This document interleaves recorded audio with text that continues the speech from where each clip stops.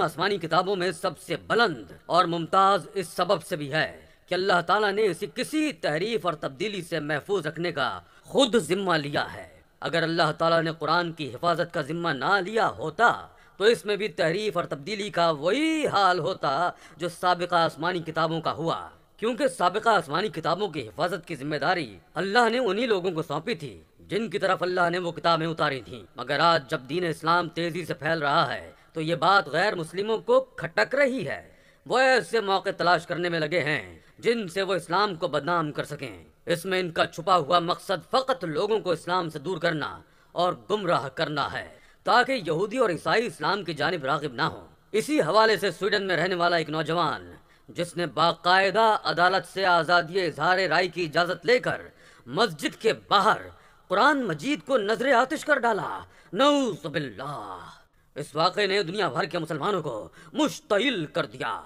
سبھی اپنے اپنے ملکوں اور علاقوں میں بطور احتجاج گلیوں اور سڑکوں پر نکل آئے، جبکہ اس شخص کو اپنے کیے پر ذرہ برابر بھی شرمندگی محسوس نہیں ہو رہی تھی۔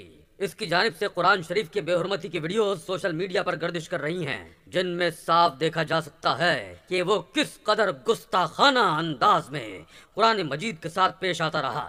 مگر دوستو، اللہ کی لاٹھی بے آواز ہے۔ یہ حکومت اور قانون تو ایک اصول کے پابند ہوتے ہیں، مگر خدا اپنی کتاب کی حفاظت کا ذمہ خود لے چکا ہے۔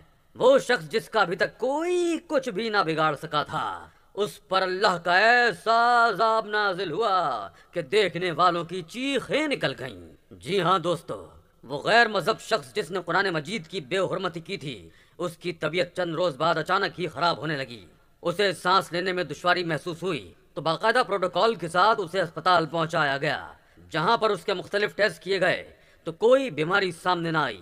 اس کی مزید حالت بگڑتی چلی جا رہی تھی، اس کا وجود جگہ جگہ سے پھٹنے لگا تھا، خون کی دھار یوں نکل رہی تھی جیسے کسی نے گہرا زخم لگایا ہو۔ وہ شخص درد سے چیخ چلا رہا تھا، مگر ڈاکٹر بھی ہاتھ پر ہاتھ دھرے بیٹھے فقط اس کا یہ انجام ہی دیکھ رہے تھے، کیونکہ کوئی بھی بیماری کی تشخیص نہیں کر پا رہا تھا۔ دھیرے دھیرے اس کی آنکھوں سے بھی خون ابل کر باہر آنے لگا، اس کی آنکھیں بالکل سرخ ہو گئیں اور جسم کے کئی حصوں سے خون جاری ہو گیا۔ وہ درد سے اس قدر چیختا چلاتا کہ پورا اسپتال سر پر اٹھا لیتا، مگر اس پر تو خدا کا عذاب نازل ہو رہا تھا۔ کئی لوگ اس کے قریب گئے اور اسے کہا کہ تم اپنے کیے کی معافی مانگ لو، خدا تمہیں معاف کر دے گا۔ تم نے جو گستاخی کی ہے وہ انتہائی سنگین ہے، یہ اسی کا عذاب تم پر نازل ہو رہا ہے۔ مگر اس نے کسی کی بات بھی نہ مانی۔ دیکھتے ہی دیکھتے اس کے وجود میں لگے زخموں سے عجیب سیال مادہ بہنے لگا، جس کی اس قدر گندی بدبو تھی کہ ڈاکٹر اس کے قریب جانے سے بھی کراہت محسوس کر رہے تھے۔ یہ خبر جیسے ہی نیوز چینلز پر چلی تو لوگوں کے دل میں اس کے لیے نفرت مزید بڑھتی چلی گئی، وہ اسے لعن طعن کرنے لگے۔ بے شک جو بھی ایسی گستاخی کرے گا اس کا یہی انجام ہوگا۔ وہ بدبخت شخص ابھی تک یوں ہی اسپتال میں زیر علاج ہے، مگر اس کی حالت مزید تشویشناک بتائی جا رہی ہے۔ وہ پل پل موت کے لیے تڑپ رہا ہے۔ اس نے تو ڈاکٹر سے یہ بھی کہہ دیا ہے کہ مجھے ایک ہی دفعہ زہر کا انجیکشن لگا کر مار دیا جائے، میں یہ پل پل ملنے والی موت برداشت نہیں کر پا رہا۔ مگر ڈاکٹر اپنی پوری کوشش کر کے اسے بچانے میں لگے ہوئے ہیں۔ خدا ایسے گستاخوں کو نیست و نابود کر دے، آمین۔ دوستو، قرآن کریم کو اس عظیم خوبی کے ذریعے دوسری آسمانی کتابوں سے بلند اور ممتاز کرنے کی حکمت یہ ہے کہ یہ آسمانی کتابوں میں سے آخری کتاب ہے اور آسمانی کتابوں کے سلسلے کو ختم کرنے والی ہے، لہٰذا اللہ تعالیٰ نے اس کی حفاظت کے لیے ایسے اسباب تیار اور مہیا فرمائے ہیں جو اس کے علاوہ کسی بھی اور کتاب کے لیے میسر نہیں تھے۔ ان اسباب میں سے رسول اللہ صلی اللہ علیہ وآلہ وسلم کے پہلے خلیفہ حضرت ابو بکر صدیق کا قرآن کو لکھا ہوا جمع کرنا تھا۔ ان اسباب میں سے ایک سبب یہ بھی تھا کہ رسول اللہ صلی اللہ علیہ وآلہ وسلم کے تیسرے خلیفہ حضرت عثمان ذو النورین رضی اللہ تعالیٰ عنہ نے تمام صحابہ کرام کی رضامندی سے قرآن کو ایک کتاب کی صورت میں ثابت شدہ قرأتوں کے مطابق جمع فرمایا، پھر اس کے نسخے لکھوا کر تمام ملکوں میں روانہ فرمائے۔ ان اسباب میں سے سب سے بڑا اور معجزاتی سبب قرآن مجید کو زبانی یاد کرنا ہے۔ اللہ رب العزت کا ارشاد ہے، ہم نے ہی قرآن کو نازل کیا اور ہم ہی اس کی حفاظت کریں گے۔ سورہ حجر۔ یہ پہلی وہ آسمانی کتاب ہے جس کی حفاظت کا ذمہ اللہ نے خود لیا، گویا اس کی حفاظت کے لیے یہ وعدہ الہی ہے اور قرآن کا اعلان ہے، ان اللہ لا یخلف المیعاد، سورہ آل عمران۔ اللہ کبھی بھی وعدہ خلافی نہیں کرتا، بس اللہ نے اپنا یہ وعدہ سچ کر دکھایا اور کتاب اللہ کی حفاظت کا حیرت انگیز انتظام کیا، اس طور پر کہ اس کے الفاظ بھی محفوظ، اس کے معنی بھی محفوظ، اس کا رسم الخط بھی محفوظ، اس کی عملی صورت بھی محفوظ، اس کی زبان بھی محفوظ، اس کا ماحول بھی محفوظ، جس عظیم ہستی پر اس کا نزول ہوا اس کی سیرت بھی محفوظ اور اس کے اولین مخاطبین کی زندگیاں بھی محفوظ۔ غرض یہ کہ اللہ رب العزت نے اس کی حفاظت کے لیے جتنے اسباب و وسائل اور طریقے ہو سکتے تھے سب اختیار کیے، اور یوں یہ مقدس اور پاکیزہ کتاب ہر لحاظ اور ہر جانب سے مکمل محفوظ ہو گئی۔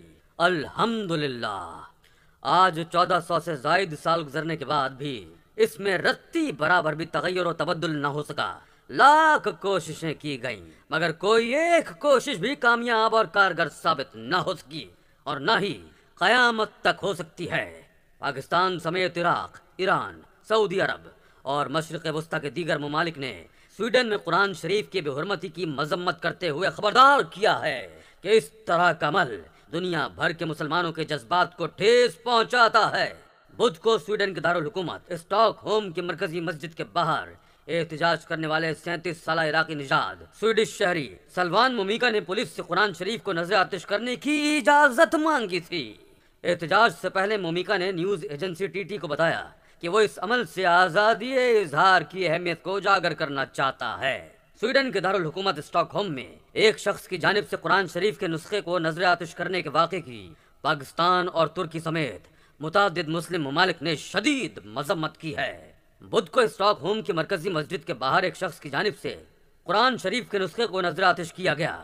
قرآن مجید جلانے کے واقعے میں ایک عراقی نژاد شخص ملوث ہے جس نے اس مظاہرے کے لیے عدالت سے باقاعدہ اجازت لی تھی۔ اس واقعے پر جہاں مراکش اور اردن نے احتجاجاً اسٹاک ہوم سے اپنے سفیر واپس بلا لیے ہیں، وہیں جمعرات کے روز عراق کے دارالحکومت بغداد میں واقع سویڈن کے سفارت خانے کے کمپاؤنڈ میں مشتعل مظاہرین بھی داخل ہوئے۔ سوشل میڈیا پر شیئر کی جانے والی ویڈیوز میں درجنوں مظاہرین کو بغداد میں موجود سویڈن کے سفارت خانے کے کمپاؤنڈ میں گھومتے دیکھا جا سکتا ہے۔ جائے وقوع پر موجود خبر رساں ایجنسی اے ایف پی کے ایک فوٹوگرافر نے بتایا کہ ہجوم کچھ دیر کے لیے سفارت خانے کی عمارت میں داخل ہوا، تاہم مقامی سیکیورٹی فورسز کی تعیناتی پر مشتعل ہجوم وہاں سے منتشر ہو گیا، جبکہ سویڈش حکام کی جانب سے اس نوعیت کے احتجاج کی اجازت دیے جانے پر ترکی نے سویڈن کی فوجی اتحاد نیٹو میں شمولیت کی دوبارہ مخالفت کی ہے۔ نیٹو رکنیت کے حصول کے لیے سویڈن کو ترکی کی حمایت درکار ہے۔ رواں سال جنوری کے دوران بھی سویڈن میں قرآن شریف نظر آتش کیے جانے پر مسلم ممالک نے شدید رد عمل دیا تھا، مگر افسوس صد افسوس یہ احمق لوگ ایسا کر کے فقط اپنی آخرت ہی خراب کر رہے ہیں۔ اللہ اکبر! یہ دنیا یاد رکھے کہ قیامت تک قرآن شریف کو اس دنیا کا کوئی بھی انسان کوئی نقصان نہیں پہنچا سکتا۔